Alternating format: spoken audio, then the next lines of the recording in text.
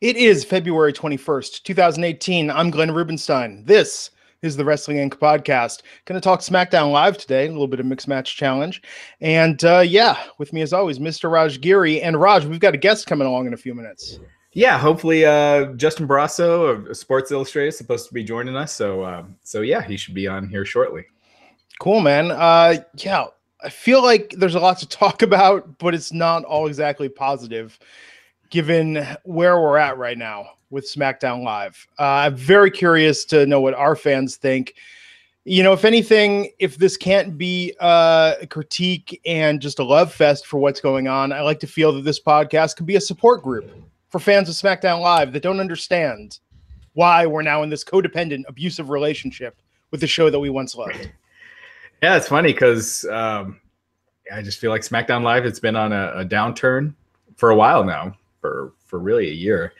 And 205 Live, I don't know if you got a chance to catch it, but it was good things. It was awesome. But then again, hurt badly by the crowd noise. The crowd was just dead. And you had five people chanting 205 and you know, I'm just watching the show just thinking, man, if you had this in front of a Full Sail crowd, it would be a hot show. That, you know, it's a broken record. We talk about that every week. There's going to have to be some changes behind the scenes. I mean, in general with the WWE, you have to think with XFL, Vince can't get it wrong this time, right? $100 million of his own money. Oh, they've lost $100 million many times before. Linda McMahon's campaigns and the XFL last time. It's very easy to go wrong when you're starting a football league because no one has done it right outside of the NFL. Yeah. So it's very tough. I think the odds are against it working. Well, I agree, but I think at the same time, maybe after WrestleMania, if I'm imagining what's going on right now in WWE headquarters in Connecticut, there's a whiteboard, and on there Vince has wrote WrestleMania and circled it and has said, after WrestleMania, guys, XFL is going to get my full attention. We're going to really dive into this and start making some decisions and building things up for that 2020 launch. I have to think that's where, I mean, he loves WrestleMania, right? That's his big moment every year. It's what he puts everything behind. I assume we're going to get Pyro back at WrestleMania. Well, yeah, I mean, they had Pyro at WrestleMania last year. I mean, that kind of goes without saying, but yes. Yeah, I mean, for sure. I mean, Vince McMahon is, what is he? He's 72, 70. Let's see, how old is he? He's 72. Running a football league and a pro wrestling company is not an easy thing. Yeah. Hey, Justin, can you hear us? I can. Can you guys hear me all right? Yeah, we can hear you great. Thank you. There were some technical difficulties, but we made it through. So thank you again for having me on. Thanks for joining us. Awesome, man. Justin, thank you so much for coming to the podcast. We're kind of setting the stage here. But to do so, before we fully dive into SmackDown Live, how have you felt about where the show has gone in recent months? Well, I like the tell on the top of the card, but man, we've just seen I think even last night was a good example of, I feel like we're just going to see so many variations of that main event. We're going to see Owens, and we saw Owens and Ziggler last night, which is a good match. Sure. I didn't like Styles Corbin. We can get into that too, but I just thought Styles worked really hard to get an okay match out of Baron Corbin last night. But it's repetitive at times, but I like the 2-hour format. I mean, it's so quick moving, and I do think the tag team division is great on SmackDown. So for every con, there's two pros. Yeah, it was something, man. So I believe you reported about Ziggler and his new salary, and he's coming out last night. He got the perm touched up, man. You know, flush with cash. He went to the stylist. Absolutely. I think that it's a smart move for him to come back. Obviously, and there was a lot of talk about him leaving, but really there's nowhere you can build your brand quite like WWE. And we talked about that in the column, or I wrote about that in the column today. I really don't think there's anywhere in the world, that can help his brand build for if he wants to go on to Fox News or he wants to continue with his comedy career.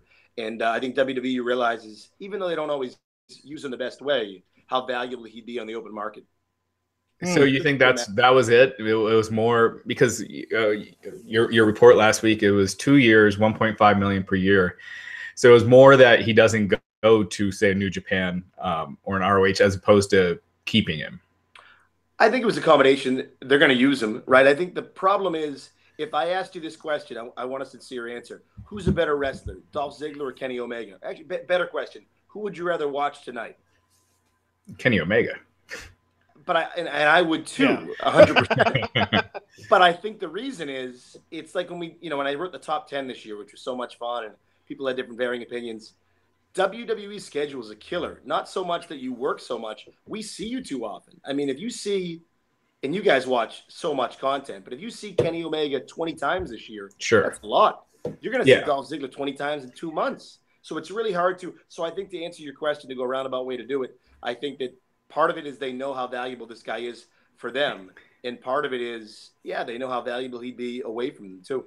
I think the problem with Dolph is that they've been doing the same thing with him for so long, where they give him this mild push and then beat him senseless, down the card, to where you just can never get into a program of his. And he does that same promo, he goes back to being pretty much a glorified job guy, comes back, says how he's the hardest worker and he's going to make it. He's going to prove everyone wrong. And then boom, rinse, repeat, just happens over and over, to where I think it's just hard for fans to buy it. And even last night, they did the big angle. He comes back. First, he's thrown out in the Royal Rumble in 2 minutes. Comes back, does his big speech about wanting to go to WrestleMania. Is pinned, second week in. I think it's a great question. Why do I care? Right? I think I ask myself that every week. Why do I care about this guy? What makes me care about this storyline? And if you're questioning it like that, that's a problem, right? Oh, absolutely. Yeah. I mean, again, and I totally see your point. As Dolph Ziggler as a performer, I think has a lot to offer. He's a great promo when he's not just doing the same promo, when he's not just talking about how he's the best, but doesn't achieve the success that he should be. And I think we saw it. We saw it when he won the World Heavyweight title, when he cashed in that Money in the Bank. I'll never forget that pop that he got when he cashed in on Del Rio. It was insane. Yeah. I mean, the fans wanted it.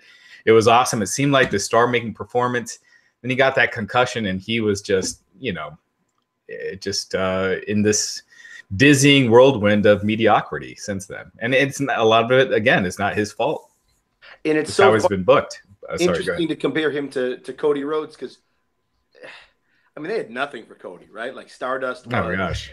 I mean, the end was really bad. So it's interesting to kind of compare that with Ziggler. And I don't think Cody's going to necessarily headline Wrestle Kingdom next year. I think Dolph could. I think Dolph is really good enough. I think so. I think if you let him go with a guy like Omega, I think Ziggler, and this is subjective, I think Ziggler's top 5 in the world. But Raj makes great points when you hear the same promo and you're kind of writing the same storylines from over and over again, and we just see too much of them. It's a recipe for disaster. But I think if used correctly, we'd hardly ever see him if he was in New Japan, did some Ring of Honor spots. I think he'd be extremely valuable on that level. Plus, for the extra, if he was there? I reported it. He was making. I heard he was making $1 million in the last contract. Wow. For that extra $500,000, I think it was definitely worth for WWE to hold on to him, and worth it for him too. Do you think that part of it is also that anyone that WWE perceives as having half a brain right now, they see as a threat in light of what Chris Jericho is doing, in light of what Cody has done, what the Young Bucks are doing, that they're more afraid of letting guys go if they perceive that they have some sort of business acumen where they could throw a wrench in the works, as it were? Great question. I think that if you want to control the market, and not even wrestling, right? WWE doesn't sell wrestling. What is WWE? They're WWE. It's not even pro wrestling, right? Like, so they own the market. So I think you want to own everything. So I definitely think that's bothersome when you see guys who are big on their own. I mean, worst case for them, Ziggler leaves, he blows up in New Japan, and then you got to bring him back at a bigger deal anyways. Like with Cody, now they got to overpay him to bring him back eventually. Nakamura, it's the reason they can't let him leave. You can't let him leave. Then he's more valuable when you want to re-sign him, because you know he's going to blow up on the open market. So it's a really interesting conundrum. That's why wrestling's so unique.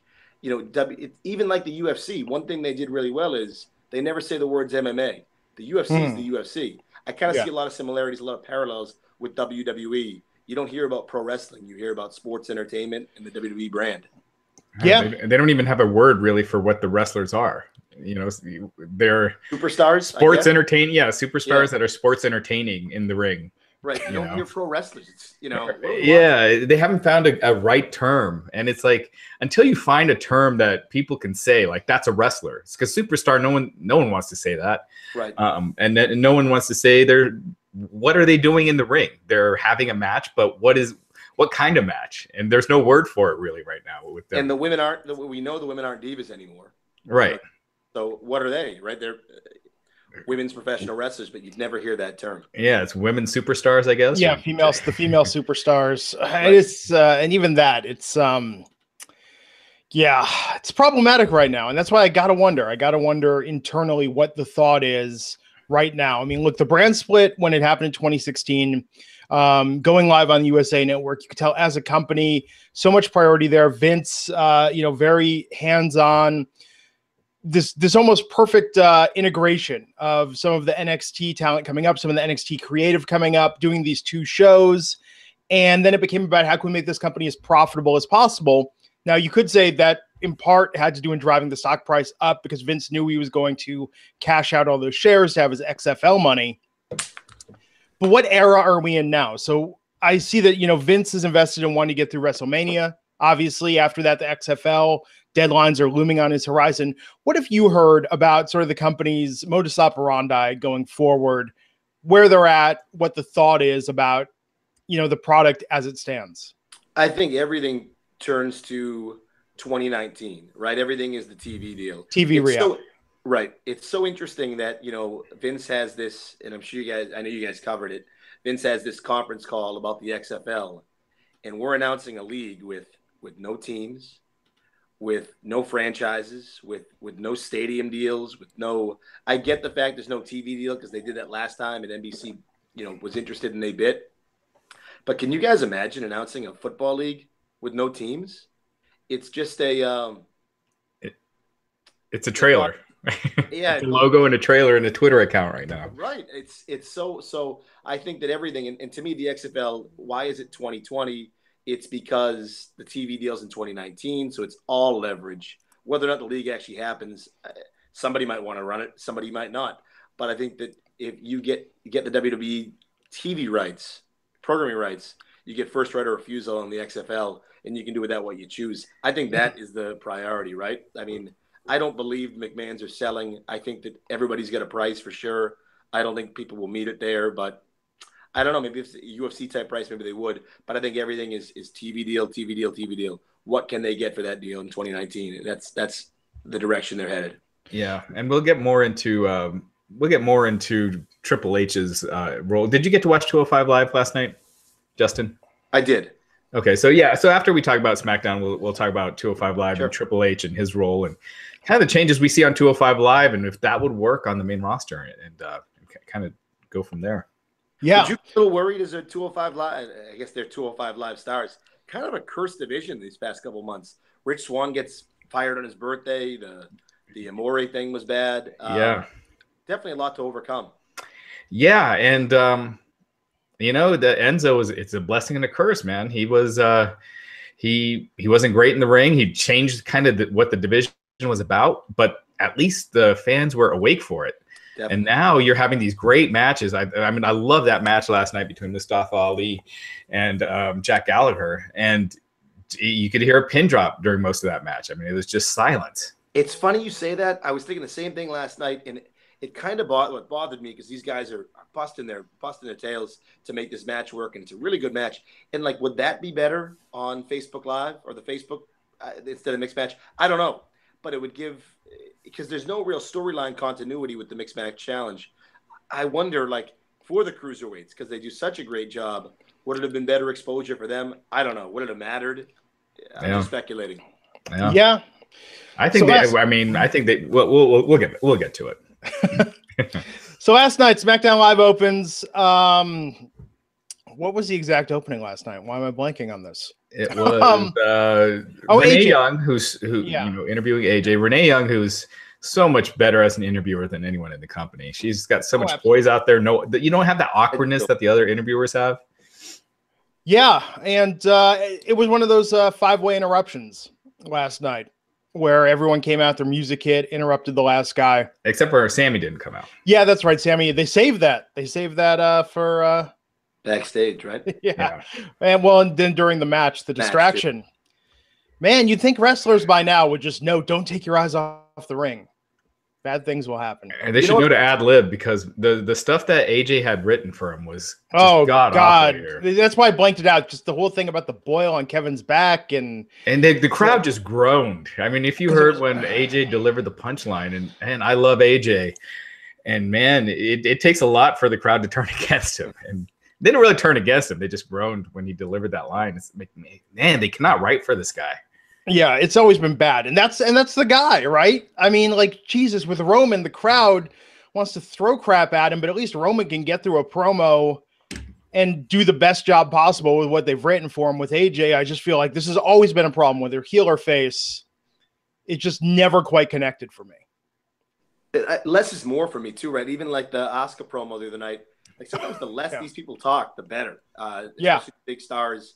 We don't have to hear too much. Like, I think Styles has more of an aura the less we hear from him, especially when it's going to be bad writing like last night. It wasn't a good line. I agree. Yeah, and it's just also they give them these kiddie insults, like Baron Corbin, like, you're a punk, and they script everyone the same. When I see AJ, I feel like they should be looking at like Bret Hart 1990 for when they script his promos. He wasn't trying to be cute. Just a hardworking guy, and you just really got behind it, and that's all it should be.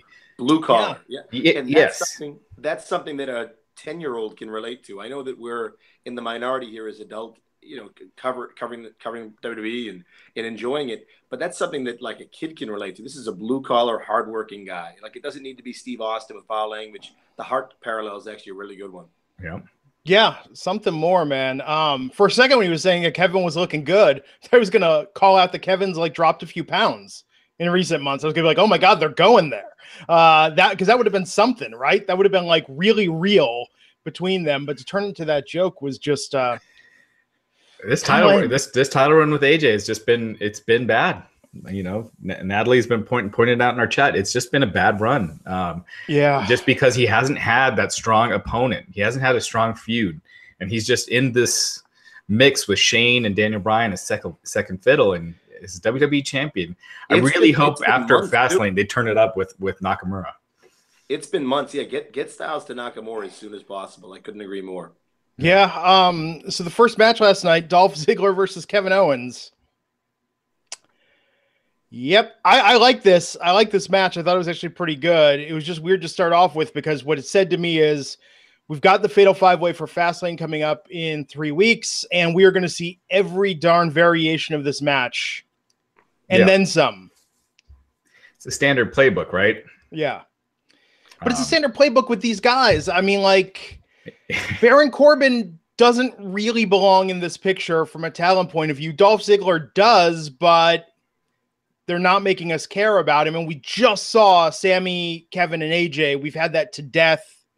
And Dolph, the big problem is he did the big promo last week, and then he loses this week. He's probably not going to win at, honestly, it's probably 90% AJ winning unless they throw some big monkey wrench into plans. So he does his big promo, loses the next week. He's going to not win at Fastlane either. And you're just kind of back to where you were with Dolph. And Corbin's in limbo. It's a weird. I know why I can see why they added spice to this match because you couldn't do another 3-way, right? I don't think. But, so you need these guys in. And again, I think that goes back to like what hurts a guy like Ziggler, particularly, and it hurts Styles to a point, but overexposure. Man, are these guys? And it's funny. Ziggler went away for a little while, and now we're back in the same conundrum. So even Styles, like I think Styles matches, at least for me, I'm accustomed to him. I see him every week, every other week. He's so damn good. It's great. But, how can you not take that for granted when you see it every week, every other week? I always go back to the Styles James Ellsworth matches. Styles made those fun. I mean, they're fantastic. Yeah. So the whole thing of Dean messing with AJ, like that was a legitimately great couple weeks, a great storyline. The Ellsworth thing, all of it. It feels weird to me now that I'm nostalgic for the fall of 2016 and being like, oh my God, remember the gold. I mean, like it's weird to realize that you were in the golden age of SmackDown so soon after it ended, And it's tough because, you guys mentioned the brand split, which was a couple summers ago, man, NXT has lost that organic buzz. They had a real buzz that they don't have, and maybe they'd have if they had Kenny Omega and the Bucks. I'm sure they would. But with Nakamura, with Balor, with Joe, you lost a lot there. And that's not to knock the guys who are there now, but it's kind of in a new cycle. So, like, I remember the past couple of years, the takeovers were so hot come Mania. So I don't know how you fix the SmackDown problem. Do you move somebody? I mean, they had Cena there for a while, right? I don't know what you do. You know what I think it is I think Vince has been very focused on Monday Night Raw, kind of ignored NXT for a long time. There'll be some call-ups here and there, but it really built. And I think what happens is someone gets in Vince's ear and is like, oh no, online people are going crazy for NXT. Online people are going crazy for SmackDown. Oh, well, let's take what's working there. Let's take what he likes the best there and yank it out of there and put it on Raw. It's kind of like the idea that Raw is the flagship show. Raw's got to have the best stuff in the company. So by default, everything else must suffer. Well, I mean, that's the point of NXT is to take them when they're ready. I think the problem has always been that the brand is only as hot as its top star. It was hottest when it had Finn on top because he had the most charisma. And then Nakamura. Fans weren't as into Bobby Roode. Andrade Cien Almas and Aleister Black are just not at that level as Finn and Nakamura, and they need that. And maybe someone like a Kenny Omega. Again, I think Kenny Omega could get exposed a bit in WWE as far as not his wrestling, but he's gonna he'd probably have to tone that down on the main roster, work that WWE style, and then also do the scripted promos. And his promos aren't his strong suit. Would you consider bringing a guy like Dillinger? Would either of you guys think Dillinger should go down? Does that hurt him? Does that help the product? I mean, he's 37, Ty Dillinger. He's an interesting case too. His SmackDown run's been very flat. What do you do with a guy like that? Yeah, him, Mike Bennett, Kanellis. They're doing nothing. They're not on TV most weeks. Mojo, Zach. I mean, it probably would be better to at least go where people react to you. And that's what NXT has lost. Remember, for the first, starting with the Full Sail years, they did a very good job of bringing main roster talent there to have matches with the NXT talent to elevate them. And I think it worked both ways. It gave them additional exposure. I think they should bring that back. I don't think Ty Dillinger coming back to NXT is going to be a huge draw for fans that aren't already a fan of Ty. Right. But I think that they should reestablish that two-way pipeline. It almost reminds me of, the language would be far different, right? But Shane Douglas leaves ECW for greener pastures as Dean Douglas. But man, it wasn't coming. He didn't return as a failure when he went back to ECW. Like, you couldn't wait to hear that promo. What did he have to say? So if Dillinger came back and cut a promo on the SmackDown brand or something like that, or on Shane McMahon or on Daniel Bryan, I think it would definitely elicit some response, reaction to the NXT crowd and audience. It couldn't hurt, right? As Roger said, some of these guys aren't even on TV every week, week after week after week. So it definitely couldn't hurt. Yeah, well, Mike Bennett hasn't been on TV this year. I think they probably aren't going to use him until Maria is ready to, has the baby and comes back. So, someone's asking how Dolph would do in NXT. I think it would be hot. It would be different. When we talk about the TV deal, I keep thinking, man, if that were to ever work out where the Raw was on USA and SmackDown was on FS1 and Raw cuts down to 2 hours because of, how it would work on Fox. Man, if you could get NXT on FS2, and then then you can start moving some of the quote unquote, I don't know, bigger stars, but stars that aren't really doing anything but have value to NXT, and it would make sense, and it wouldn't hurt them too much, in the pocketbook. I think like the question about Ziggler, he'd be a great. I mean, how much I'd watch every one of his title defenses in NXT. Like if he was champion, I think that'd be great. Or if Ryder came down, or if I don't know, they started their own heel group. There's so many things you could do, I think, if you play with bringing guys up and down. I wish they did more of that.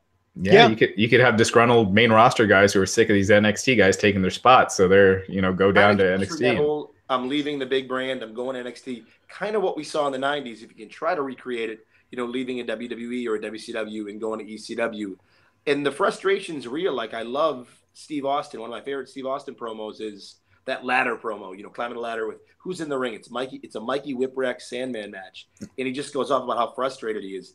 Like, that should be the time when you let these guys or women express their frustration. Because how do we care? It goes back to talking smack. Like I like the Usos so much better after watching them and listening to them being themselves on that show. Like I cared so much more. I think it's a great opportunity. I think it's a missed opportunity too. That was the best thing the WWE put on the air most weeks. And that's when Raw and SmackDown were still pretty good.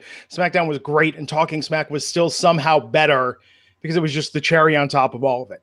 Yeah, Talking Smack really enhanced SmackDown a lot. Absolutely. Yeah.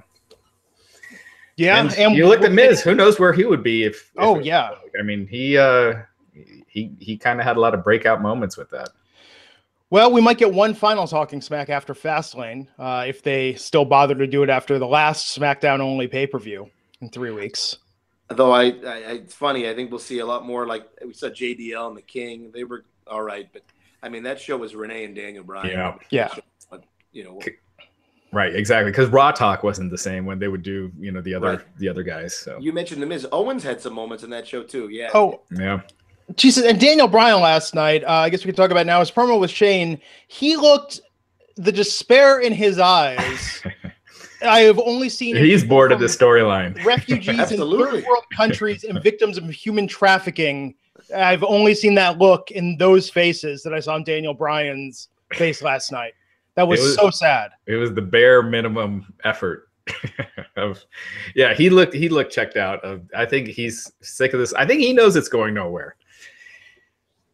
And if there's no payoff at Mania, if there's no tag match, like I love I know it's a throwaway tag in a sense, but if you had Owens and Zayn versus McMahon and Daniel or Bryan, and Shane has to start that match, he tags in, that play, New Orleans erupts. Yeah. If he tags in. And if not, it's a great question. What are we doing? What are we watching every week? Where are we going?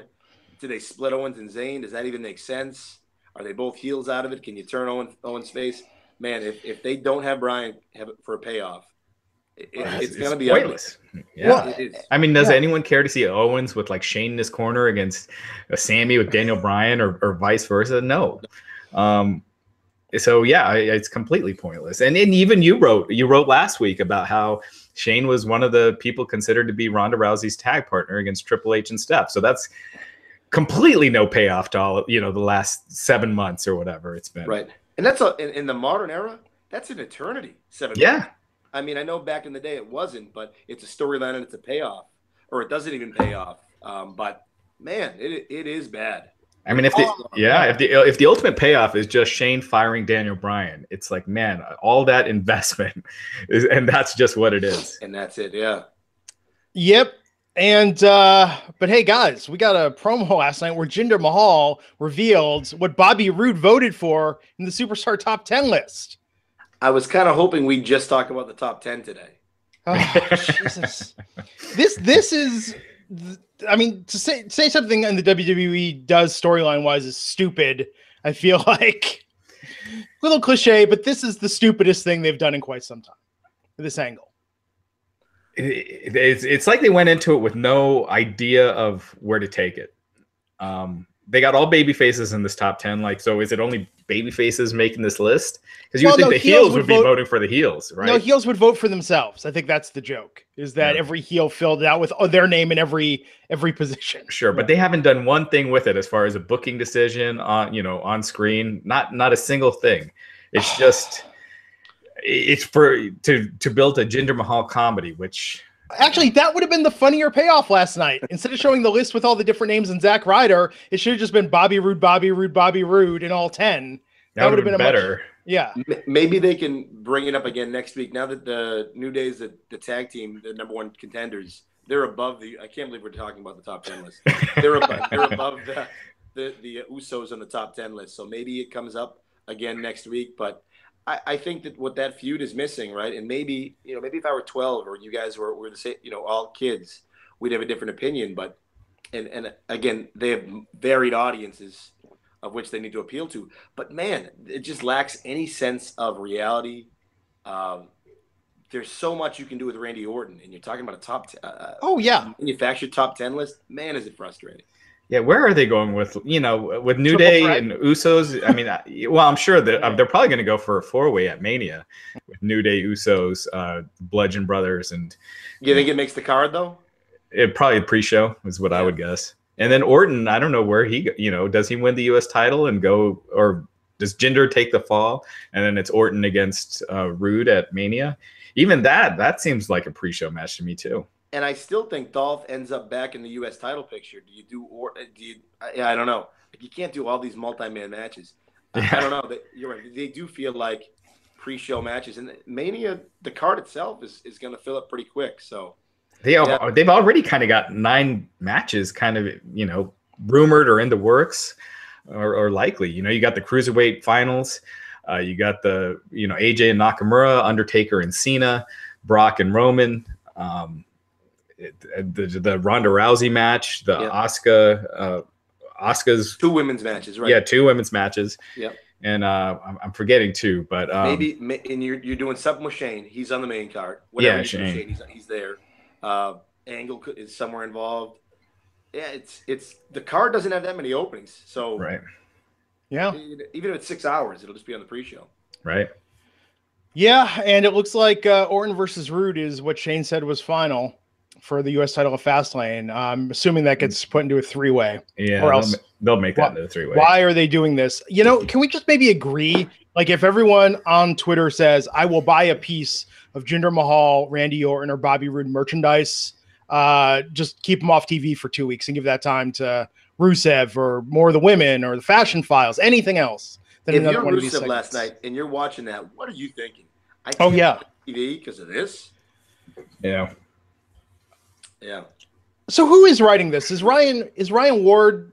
He's not the lead writer on SmackDown anymore, is he? I don't believe so. I think he's still part of the decision-making process, but I don't think he's the lead.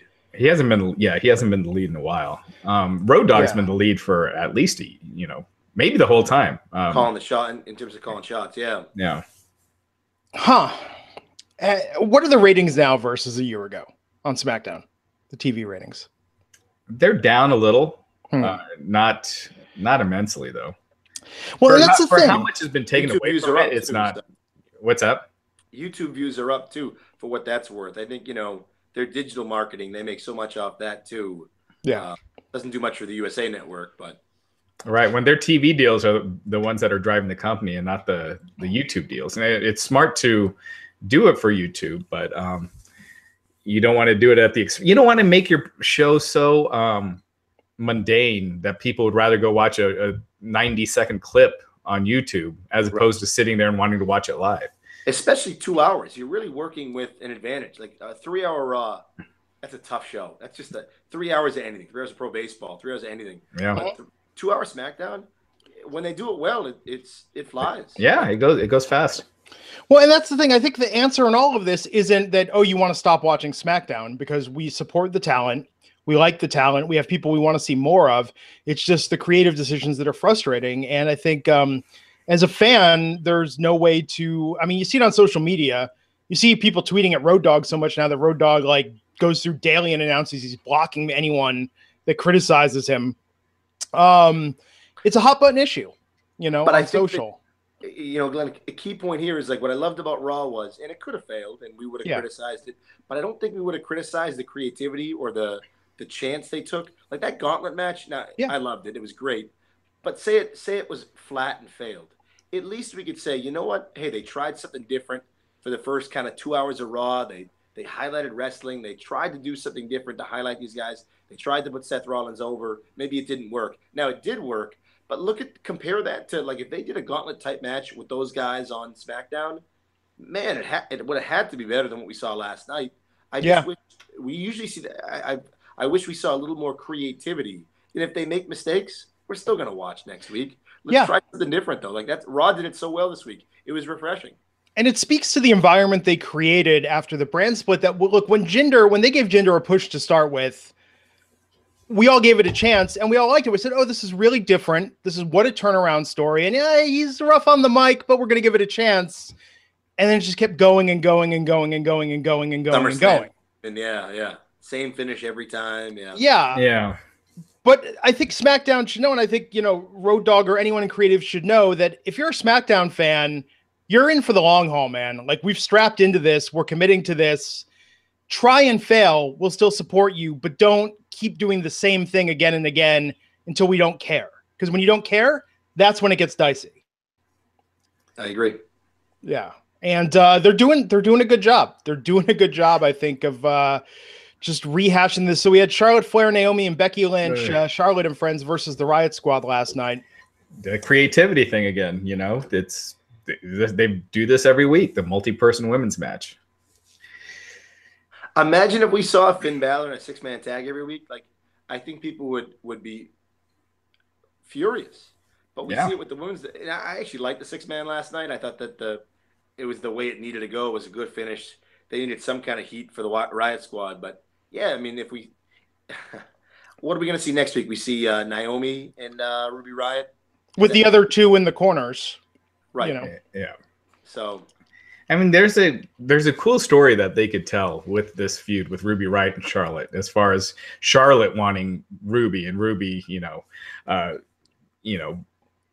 of staying away and not giving her what she wants, and having making her go through her, the other members of the Riot Squad. So there's a cool story you could tell. There's a lot of cool ways you could go about it, but just the way they are, it's just creatively, storyline wise, it's the bare minimum effort. And again, I think we'd be okay if they tried and failed. Right. It'd be something different, but yeah. And I get that they're keeping Carmella off TV. I'm assuming Mania cash in at this point. I mean, they're not going to waste it at Fastlane, are they? I don't think she's worked into either one. She's not worked in, from my report, from any into either one of those title matches. So it's a good question, but as of right now, she's not part of either women's title matches slated for WrestleMania. Yeah, man. It's just so frustrating to see this. It's not about the booking. If they would have given us one other segment last night, and those promos after, did they show those in reverse order? Because it seemed weird that like Ruby and Charlotte saying like, accept your challenge. Yeah, that did seem backwards. Yeah. Yeah. Very odd. We'll see what they do with it next week. Look, I'm actually excited for Charlotte. Ruby Riott got the win on Becky. You think it's the accent, Justin? You think it's backstage somebody just doesn't dig her accent, and that's why we're not pushing her anymore? It would make more sense, wouldn't it? It would at least be a reason. I don't know. I don't think it's the accent, but who knows? She, I think it's also just they can push like one person at a time, and it's just not Becky's time right now.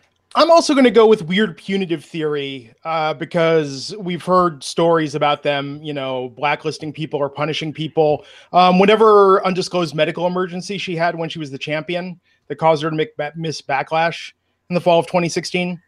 I still think this is a long-term revenge play. Them holding her back because she missed, had to miss a pay-per-view. It's funny that we have to think this way. And this is one of those things where she's so talented. I can't think of another field where you'd have someone this talented in your roster and you wouldn't utilize them. They'd leave as a free agent in another sport. In the UFC, they'd make sure they got a fight. There'd be people promoting it and fighting for it.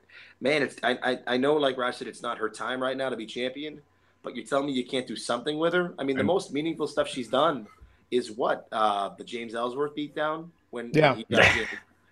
It's now maybe you're building to her and Charlotte post Mania, but you can still do something with her now. There's no reason you can't have, like you said, more than one women's storyline at a time. I think as a fan base, as viewers, we can handle more. We want more. Yeah. And especially if you're going to say, we need people to care about a B women's storyline to justify having two, why not use her to elevate somebody else, in a feud? Yeah, there's a lot of women that are underused right now. Sasha, Bailey, that could easily be in a secondary storyline. That it doesn't have to be like you're in the world title picture, you're not used on TV, or you're in a multi-person match. You could have strong secondary storylines. I wonder when her contract is up. I wonder if she has any leverage in renegotiating that when it happens. What's the standard? Why? I mean, where is there really to go? Where do you go? Right. I think, and a good point is look at Tennille, why can't I think of her WWE? Dashwood. Yeah. Emma. Yeah, you look at her situation. I think she made the most of it, but man, it's just that market's dry. there are women's wrestlers and really good ones out there, but nothing of the exposure, right? Like Ring of Honor doesn't even have a women's title yet. They're in the tournament to have one. But yeah, it's tough to, particularly for women. Where do you go? What do you do? I think Becky could do things outside of the ring. You know, I think she could host somewhere. I think she could go back to acting. Well, who knows if she wants to do that? Yeah, that's true. I mean, acting is very tough. Yeah. She could also have intergender matches, but not like comedy ones, but ones where she shined. I think that people would believe that. I think she's so good in the ring, but it's interesting that, you know, I was even wrestling with the idea of what if they brought Bayley onto SmackDown? Like, would that freshen up the roster? Because she kind of needs a change of scenery. But in 2 weeks, or 3 weeks, would we have seen all the matches anyways? I don't know. I mean, I'd like to see and find out, but in 3 weeks, would they have exhausted all their resources anyway? Would it not matter? I don't know. There's got to be a solution, but I don't know. If someone's bringing up Impact, you know, that's, you know, obviously if you work Impact, you're talking about 20 dates a year or something like that, 20, 30 dates. Indies, you know, yeah, I mean, there's definitely places you can go, but it's not the same as for WrestleMania, right? What do you think she's making a year in the WWE right now? If you had to guess, who knows? If I had to guess, I don't know Becky's contract situation, but if I had to guess, she's over $500,000. Not unattainable for her to earn on her own, but it would not be wrestling. It's where difficult. She would make that money. Yeah, I think because and unless she got the Hot Topic deal or got in the Bullet Club, and I don't think they're looking to go that way with adding, you know, even talented. I think they'd add Ziggler, but I don't think they'd add a woman necessarily. So I just think that in the Bucks, to me, are the exception, not the norm. Like they've made money, they figured it out. But Joey Ryan's another guy, and there's a handful of guys that. But again, they're the ones that have hustled and hustled and hustled. Just because they did it doesn't mean that you or I could. Yeah, I mean, look at someone like a Jack Swagger. He was world champ in WWE, really doing nothing on the Indies, and he's out there taking dates. So it's got to be the right personality, and Cody, you know, like what Justin said, it's the exception. Well, I don't think that Swagger would, if he came on Impact next week, it was a live show or semi-live show, or I don't think that would turn the needle. And I like Swagger. I think I don't think. Yeah, that he's underused. But I don't think he'd make a difference there. Yeah. So we follow all that up, and I do hope Becky maybe gets moved to Raw, something, especially if Raw is going to keep doing, you know. Right, let's move on past Becky. 3 to 5 segments for the women a week. But if Charlotte wins, you know, I think she loses the title to Asuka at Mania. Somehow they make those two. They put those two together. That's the women's match you have to watch. I think that Jackson Bliss will be a little bit exposed. A, working together. B, compared to Flair and Asuka. But that has to be the next direction for Charlotte, right? You have to include Becky Lynch. Otherwise, I don't know. I mean, like, you have to go Lynch Flair. It's just too much. It's too rich not to. Well, you have to have people for Asuka too. You know. True. Maybe those three. Yeah. Yeah. I hope for like you mentioned, Glenn. I'm a big Becky Lynch fan, so I don't think she's in any hot water. I'll research that, but I haven't heard that. I just see online the frustration from people. And granted, you know, I'm married to the biggest Becky Lynch fan on earth. It's the whole reason why my wife started watching, you know, 5+ hours of wrestling a week was Becky Lynch. If she was in a lower spot than anyone else, then maybe you'd have a point. If she's not being used on TV or like in a Dana Brooke role, but she's in the same role that pretty much everyone else is in right now. SmackDown's like a weird version of purgatory. If you're Raw's the same way. Well, the past couple weeks, fingers crossed, they're setting the stage for Ronda to really flesh out the division. We'll see if it lasts. But you mentioned Rousey. Can I ask real quick? Yeah. I just don't. It's Vegas, so it's a tough crowd. I'm trying to rack my brain. I was watching some old Halloween Havocs. Those crowds were red hot. Vegas is kind of an odd crowd, a different crowd. I don't think in Philly what to expect. You know in New York what to expect. Chicago, L.A. to a point. I don't think you know what's going to happen. Does she get booed out of the building on Sunday? I still think there's a very strong possibility of more going wrong than right with Rousey on Sunday. I think she gets booed. I don't think it's going to be I don't think it'll be because it's a SmackDown crowd too. They're usually not as out for blood, if you will. Right. Yeah. Exactly. Oh no. It's a Raw crowd. What am I thinking? But you're right. That'll be the turning point. She's gonna get booed. Like, I hope they know it's coming. And then what? Can you flip it and make it work, or does it just go downhill and crash and burn? I think that'll be the turning point. Can she handle it? Like, if she has a promo, can she get through it if the fans are booing loudly or whatting her? You know what I mean? She's not used to that from her world, and I don't blame her, right? Like, who would be? But she's a megastar. But WWE fans, wrestling fans are pretty hardcore, and if you want to come into this world, you better be ready to handle it, and we'll see if she is. Well, if she's going to face Stephanie in that mixed tag at Mania, I mean, so Ronda's going to be a face coming in, right? Oh, so for Paul Heyman wouldn't make sense at Mania if they're thinking about going that direction. It'd have to be post Mania for Heyman. I think it'll definitely be post Mania regardless, but. Yeah, I mean, you would think you would want to get the Stephanie feud out of the way. Stephanie doesn't want Heyman talking smack about her, No. So, right. Well, I'm calling it now. The way they do it organically is they come in. Stephanie and Triple H essentially want to hand her a title shot at Mania. Ronda says, "No, I want to earn it," and then it sets up a rivalry between the two. And I think that'd be. Man, that's how you stop the crowd from booing, is that you have Ronda put over the entire roster and say it wouldn't be fair to Sasha Banks, to Bayley, and just start naming all the women and say, I want to earn my spot here. That's how Ronda gets the crowd behind her. Does she explain the Rumble spot? Like, what a weird... I believe her. When she said, I found out 10 minutes ago what I was doing, hey, it showed. It was just so, like, out of place. The pointing at the Mania signs... I think we're past the point where that's meaningful. Like, Taker and Triple H did it really well a couple of years ago, but I just wonder if they did even discuss the Rumble, because like, what was that? But yeah, we'll see on Sunday. What if they had her just come out, sign the contract while pointing at the Mania sign and leave? Standing down, man. So this backstage thing with Kevin looked beat up more than they normally show the guys looking beat up on TV. Sammy saying he wants his help. They're going to work together in the Fatal 5-Way. And then Sammy said he's going to lay down for Kevin. I'm going to win.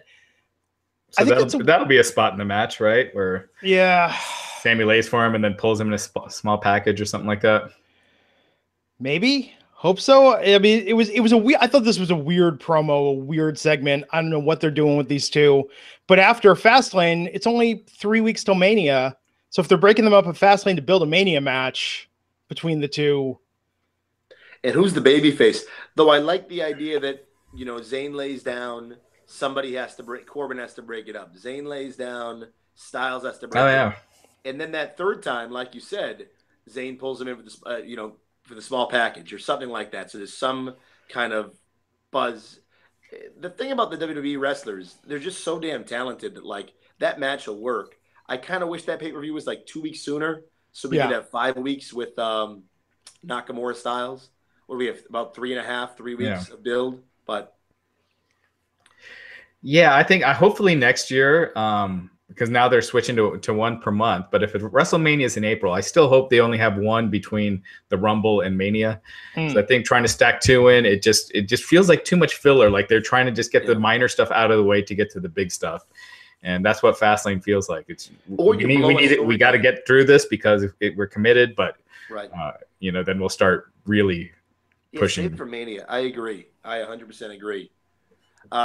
Speaking of Elimination Chamber and Rousey and SmackDown, at least there's like what I love about Raw too is somehow I think we all, if you're a wrestling fan, the finish of Sunday's main event. Like Roman Reigns is going over. There's no doubt. But I love the fact that at least Raw planted a seed in your mind.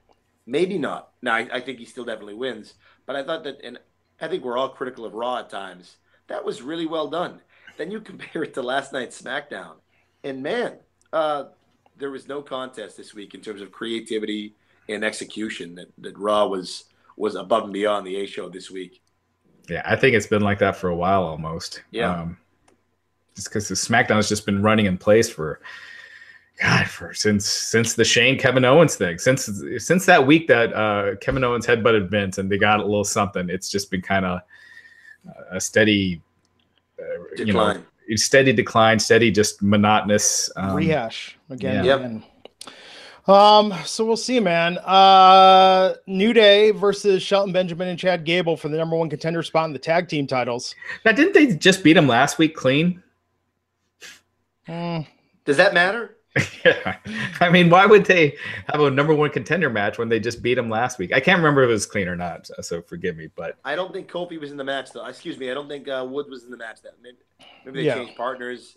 It doesn't matter, I guess. It was a good match, but look, it was good. Gonna have the New Day versus the Usos again, which was a great feud, which had a great resolution, and now they're going right back to it. And they followed this up with the Bludgeon Brothers squash. I thought it was going to be the Bludgeon Brothers time versus the Usos, but I mean, I just get the sense that they don't know what they're doing right now with the tag division. There's so much talent there, but they don't know which way to book it.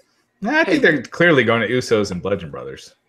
Well, but they announced it's going to be New Day versus the Usos at Fastlane. Right, so it was probably Bludgeon Brothers after that. So this is kind of you don't want to do the match already when you haven't really gotten the feud going. I don't know if they do Usos and Bludgeon Brothers, as a just a regular tag match, or you throw a couple other teams in there so you could fit more people. That's been the problem with WrestleMania lately, is now you have so many people and trying to fit them on this, even though 6 hours is a lot of time, you end up with most of the people in the battle royal, Actually, you know what I think they're going to do now that you mentioned that, Raj, is I think, and it's the only end game for the Bludgeon Brothers and the way they've booked them. I think they'll do not just a 4-way. I think they'll, as many tag teams as they can get. They'll bring out the Fashion Police, the Ascension, all 6, and have the Bludgeon Brothers just destroy everybody and stand tall. But I mean, that's the end game, right? For how they've built them up. It's not for the Usos to go out there and have a competitive match with them right away. I just wish that my only problem with the finish last night, I was hoping that we'd see a different result, only because, well, 2 things. They're not going to main event the pay-per-view. Like, I would have the Usos and New Day main event that show. They're not going to get a big Mania moment. They're not going to main event Mania. They could main event that show and people would be thrilled. I mean, I think that why not? Those guys have broken their backs for the company, and they've turned nothing into something. All 5 of them, Usos and New Day.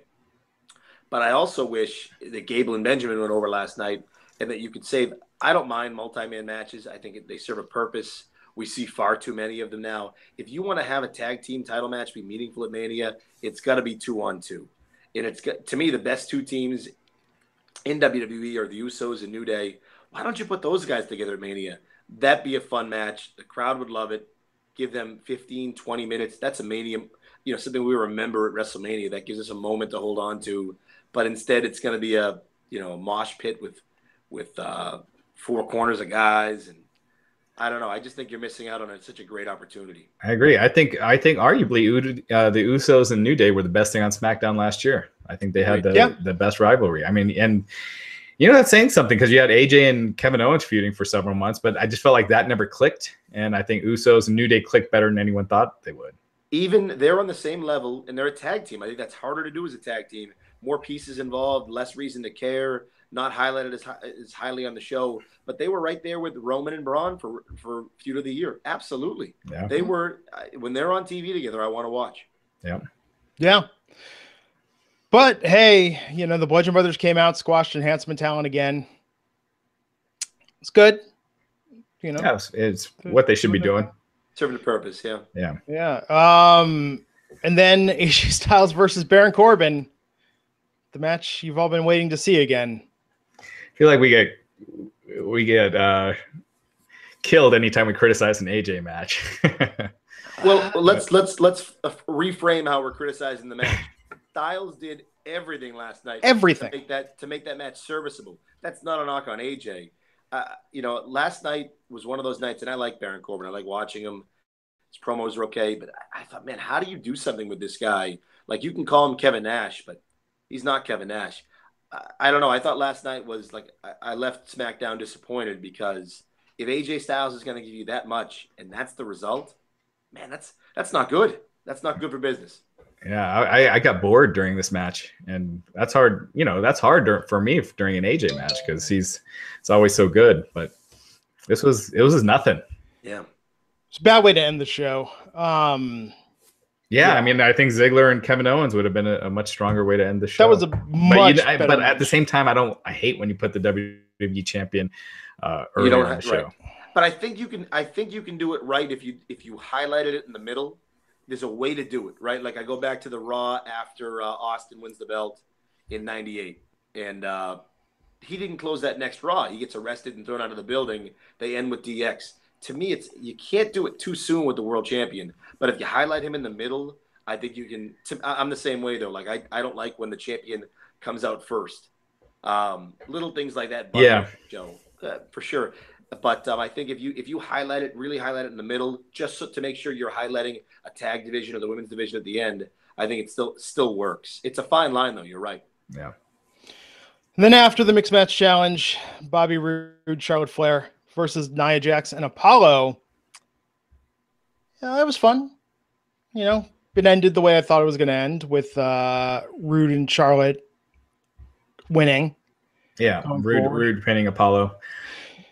Yeah, and then I mean, it was fine. It was like it was like a live event match, but I thought Nia with I Can't Deal With You thing with the Titus Worldwide, I thought that was great. I thought it was weird that they had Apollo bending down to trip Titus in advance of potentially a title match at Elimination Chamber on Sunday.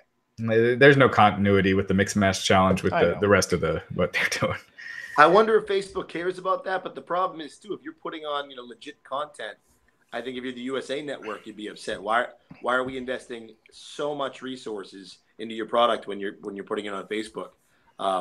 So it's a fine line, but yeah, I mean, I wonder how they finish this because there is no continuity. Yeah, and it ends this month, right? Or it ends in March. I mean, yeah. So right before Mania, yeah. Yeah. So yeah, this was nothing. I mean, this tournament's been nothing. They did announce last night, I think the first time that I heard it, at least, that the losing team gets $10,000 for their charity each week. I thought that was. They've said that before, so that's confirmed. Yeah.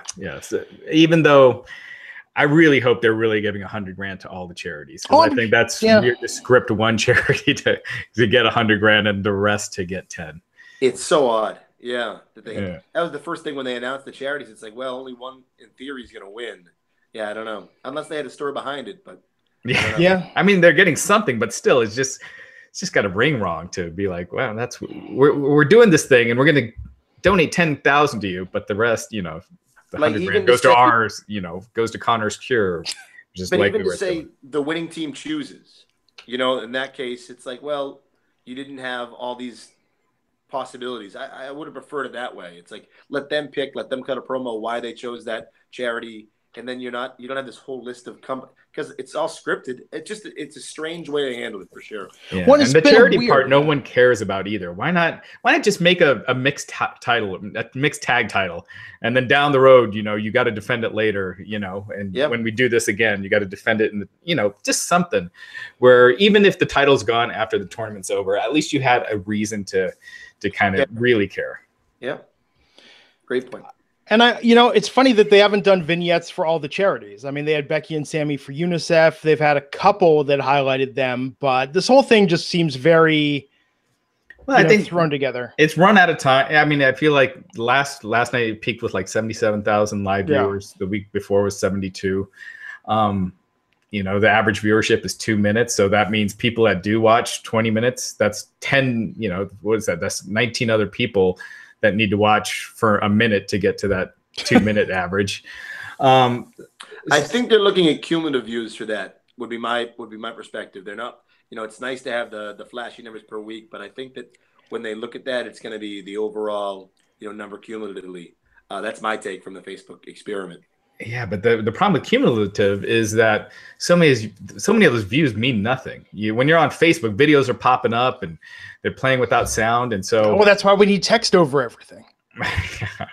Well, I still wonder, like, if Facebook wants to create their own network, it's still smart. Like, this is a great way for them to win. It's easy exposure for WWE, and I think I criticize WWE all the time. They're always behind the trends.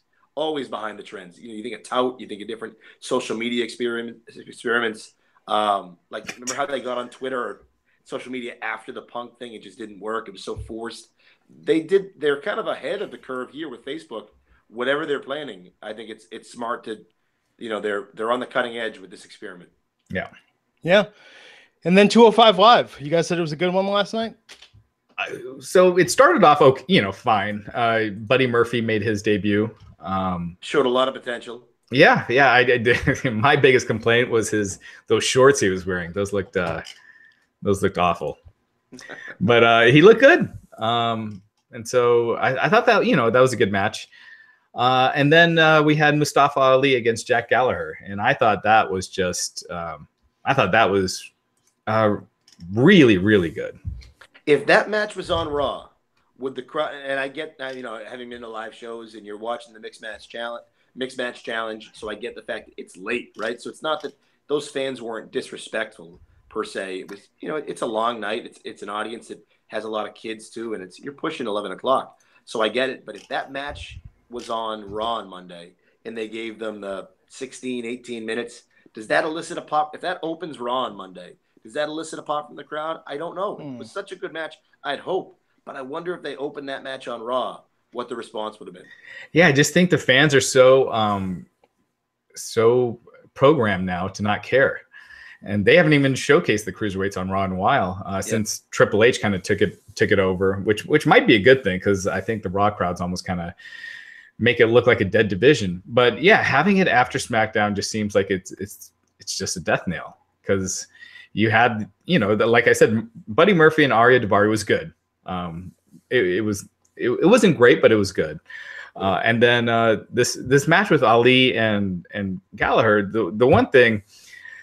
So my criticism with Raw last Monday was with the wrestling heavy shows when the wrestling isn't good all the way through. Like I thought an hour of the wrestling was good on Raw, an hour was average to below average, and then the rest was kind of like that final hour.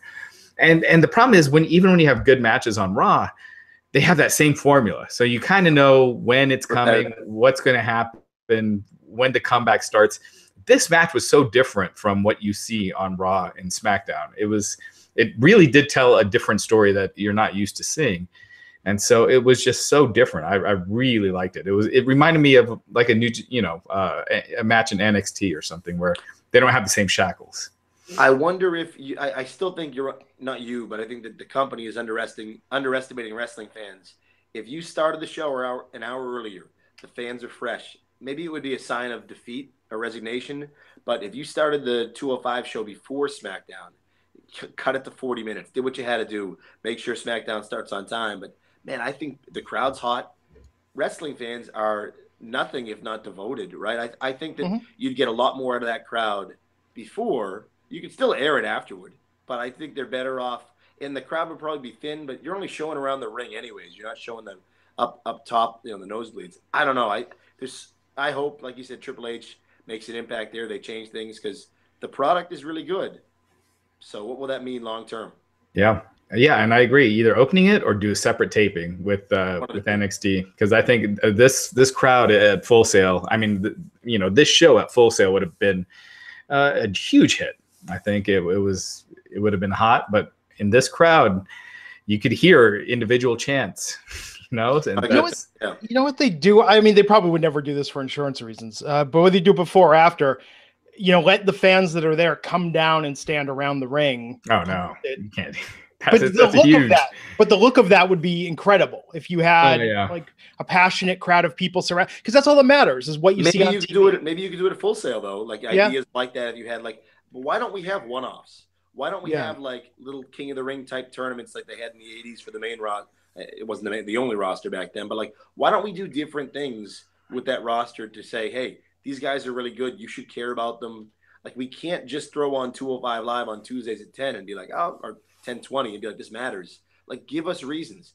A King of the Ring in that tournament would be so much fun. I know the tournament now, but things like that, or gauntlet type matches, or something different would be so much fun. I don't know. There's got to be something they can do.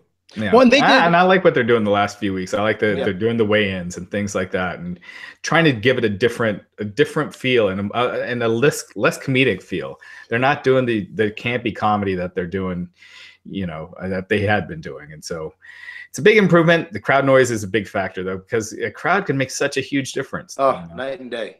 And it's my biggest issue with like other promotions. If I want to watch Raw, I'm not going to watch Impact. I'm going to watch Raw. Like I want to watch Impact do their show their way. And you're right though. When you get a hot crowd, man, you come alive.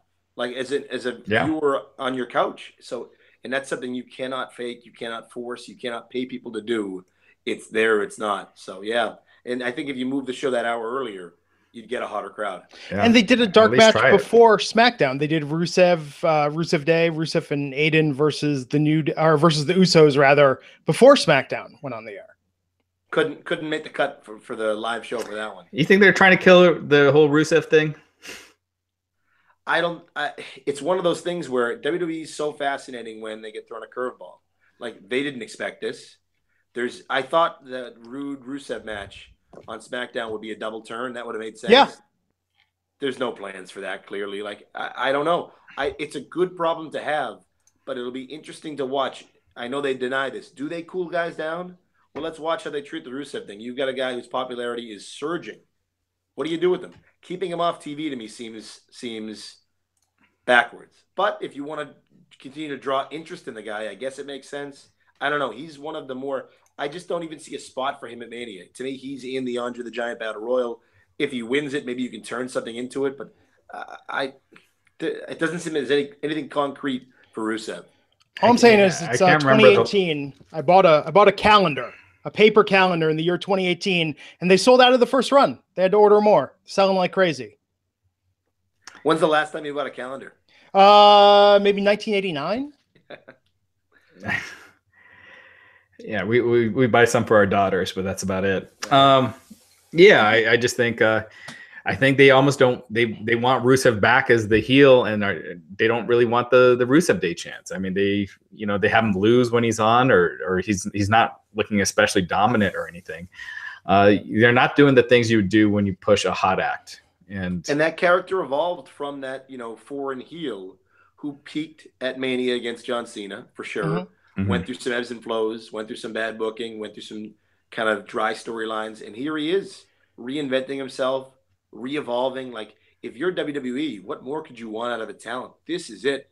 But if it's not a guy they had slated in a particular role for success, that to me is one of the most interesting storylines. Probably Bryan's number one. But in that top 3, 4, 5 is definitely Rusev as well. Yeah, you've seen a lot of times when things start catching on in Cesaro section and things like that, and instead of really going with it, they kill it dead. Even Zack Ryder's a good example of that too. I mean, they went out of their way to make him look like a chump, a buffoon. Cena made out with absolutely the whole Kane thing. And with Ryder, Torres, and maybe Ryder wouldn't have been world champion, but man, he showed at Mania in that ladder match with a kind of a cold build. He can still be something. Yeah, it's so strange. Now, let me ask you this real quick. We talked about this last week.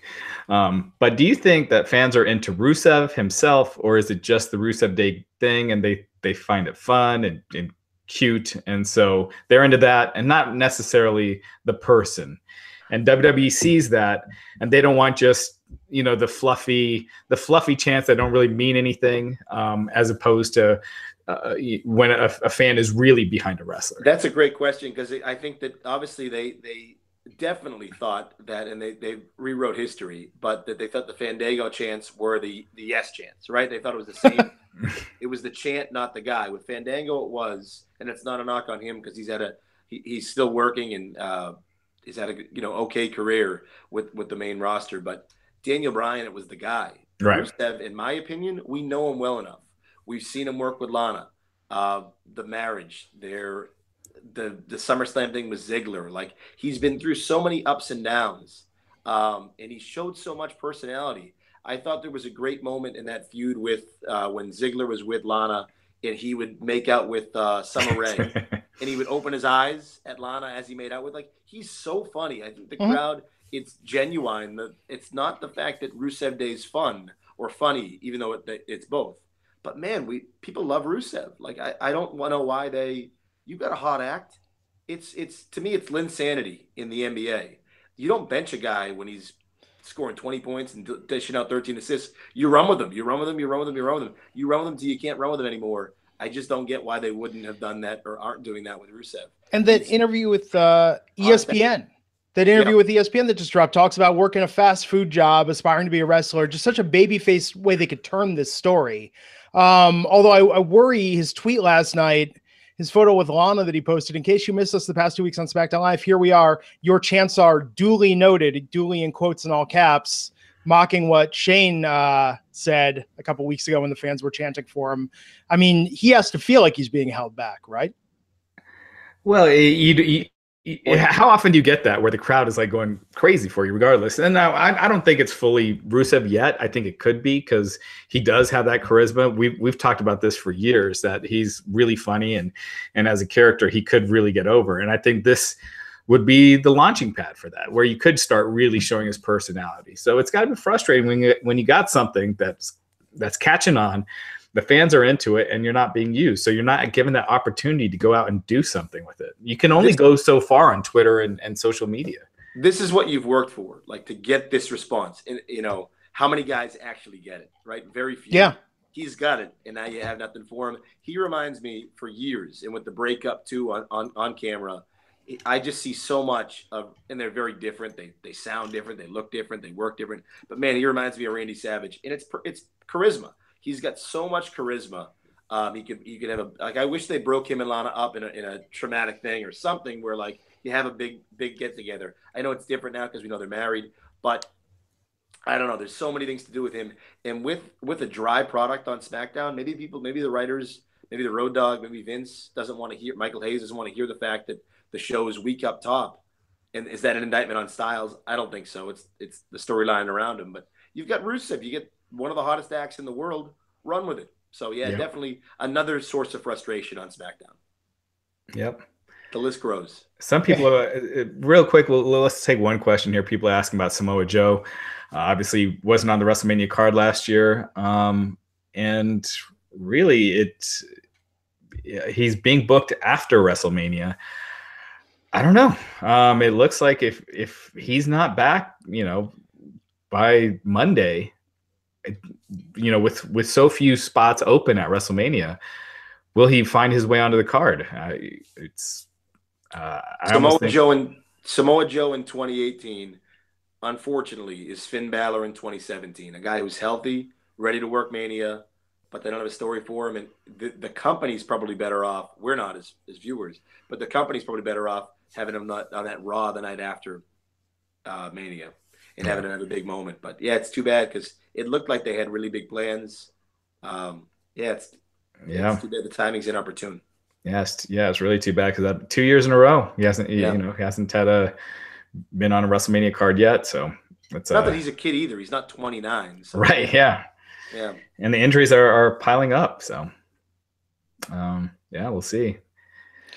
Yep. Elimination Chamber Sunday. Ronda Rousey, men's Elimination Chamber match, women's Elimination Chamber match. Nia Jax versus Asuka. And we're assuming maybe the Bar versus Titus Worldwide. No, that was made official. Oh, it was. Yeah. And hopefully, thank goodness too. I would like to see them win. I think they need to do something with the Bar to change up their role. It's amazing how much they've run that into the ground in seeing them every week on TV wrestling. Yeah, people are asking about Big Cass too. I guess he's been at the Performance Center, but it looks like it's still going to be a little bit for him. So, all these guys, Jeff Hardy, they're not going to be back probably at, by Mania. If they were, I think you'd start seeing, at least by this Monday, you'd start seeing them being used on TV to start building. I thought the Jeff Hardy thing, if they had plans for Hardy at Mania, to me, that would have started at Raw 25.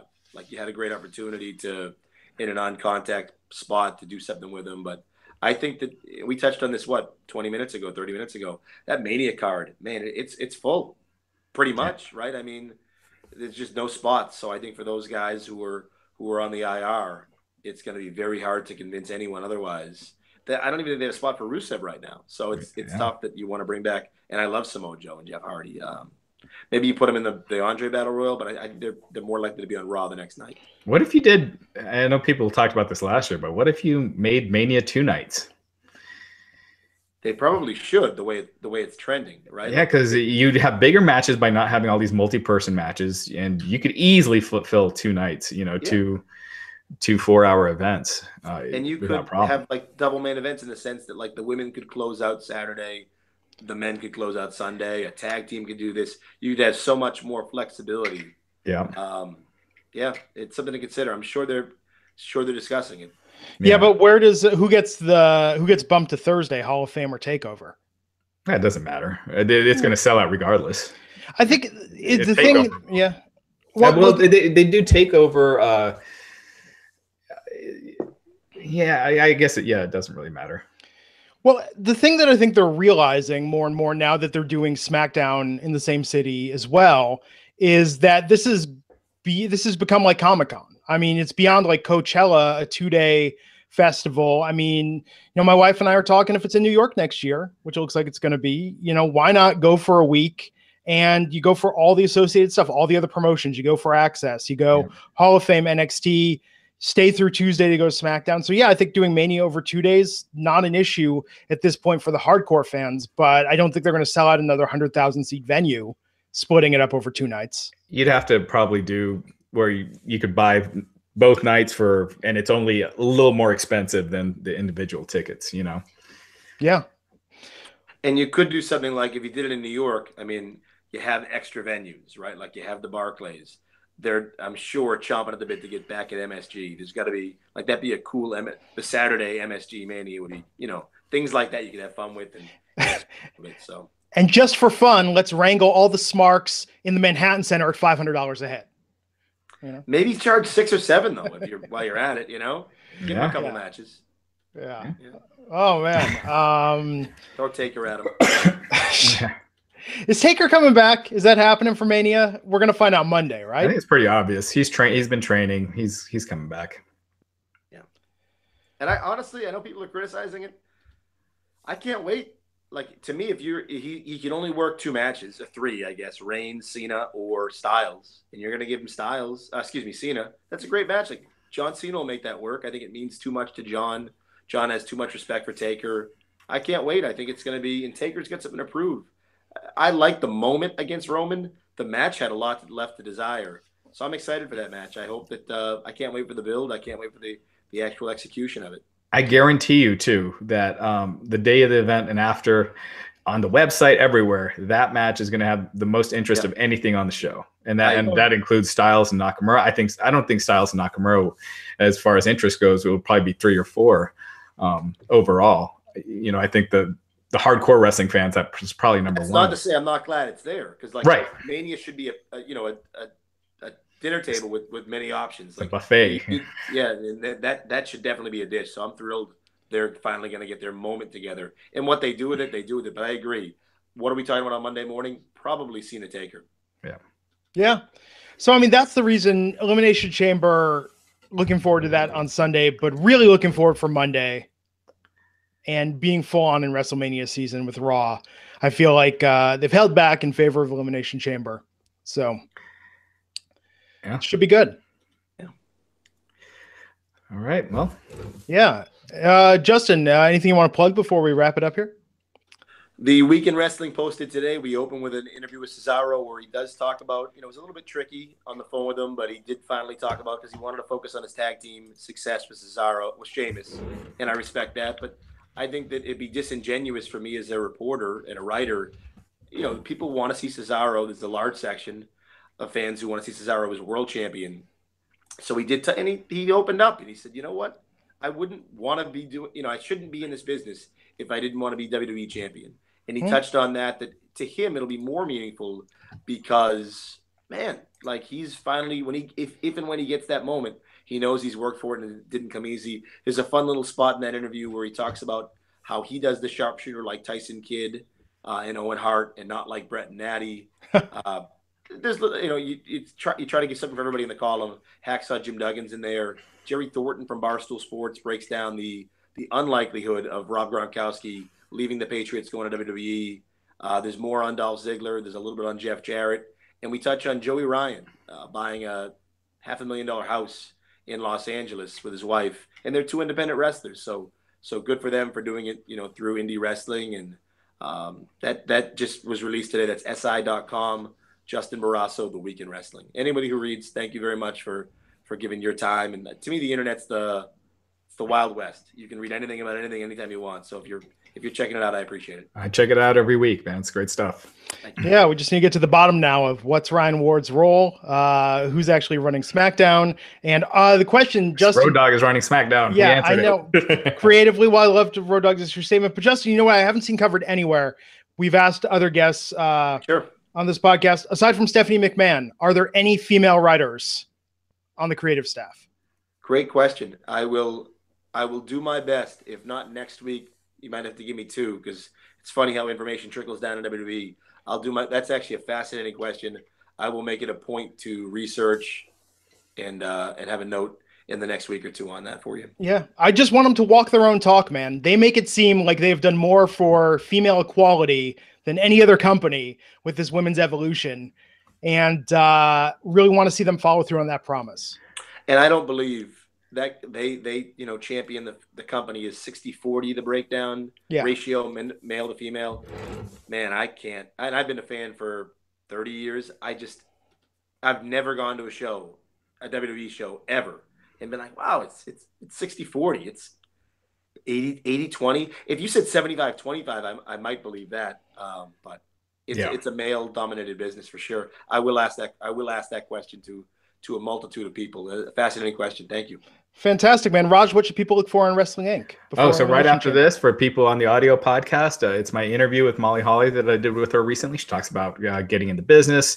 Randy Savage, how much Randy Savage helped her throughout her career, if she kept in touch with him after he left WCW and kind of, went quiet. Her favorite WWE match, how she got started with WWE, all sorts of stuff. So really cool stuff for you. So for people on the audio version, it's coming on right after this, and it'll be available on YouTube later today. And she looked great at the Rumble. She looked awesome. Yeah. Yeah, she was fantastic. She lied to me. She said she wasn't in the Rumble. This interview was done a few days before the Rumble. So the stuff that's no longer time relevant is not in the interview. So there's a couple spots that might be a little choppy. But you're telling me you can't find a room for a Molly Holly Becky Lynch feud? I'm sorry. That would be worth it. I don't know. I mean, I don't know why they can't. Yeah, I don't know if Molly Holly wants to go back full time. Yeah, but Yep. Cool, guys. Well, we'll be back here Sunday night after Elimination Chamber. Myself, Mr. Raj Giri, Mr. Matt Morgan, knock on wood. Yeah, and cool, Matt will be here, and we'll talk all about Elimination Chamber and what happens with Ronda Rousey. And the build to WrestleMania. So everyone, until next time, I'm Glenn Rubenstein. You can find me on Twitter @Glenn Rubenstein, and we'll see you back here on the Wrestling Inc. podcast. Take care.